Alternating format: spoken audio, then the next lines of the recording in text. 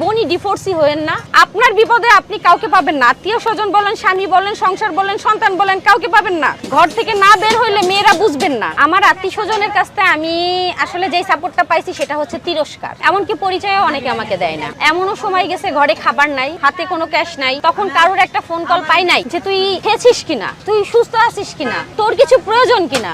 কিন্তু আমি এই তিরস্কারটা অবশ্যই পাইছি। তুই খোলা বাজারের ব্যবসায়ী, তুই কেন ব্যবসা করতে গেছিস, তুই মান সম্মান ডুবাইছিস। 4 থেকে 5,000 টাকা ওটার থেকেই আমার শুরু ছিল। আমি যখন এখানে আসছি, আমি একটা হাঁস 1 কেজি গরুর মাংস নিয়ে আমি এখানে একা একা রুটি বানাইতে আসছি। আজকে ইনশাল্লাহ দেখেন আমার ব্যবসার পরিসর বড় হয়েছে। আমি এখান থেকে আমার পরিবারকে চালাইতে পারতেছি, আমি নিজে চলতে পারতেছি, আমার দ্বারা আরো 2-3টা পরিবার চলতে পারতেছে। আমার বাজার থেকে শুরু করে আমার রান্না সবকিছু নিজেই করি। এই খাবারটা আমি খাই, এটা আমার সন্তান খাই এবং এটা আমার কাস্টমার খাই। আসলে আমার ব্যবসাটা ছোট, আমার যুদ্ধটা আসলে অনেক বড়। 90% বাঙালি নারী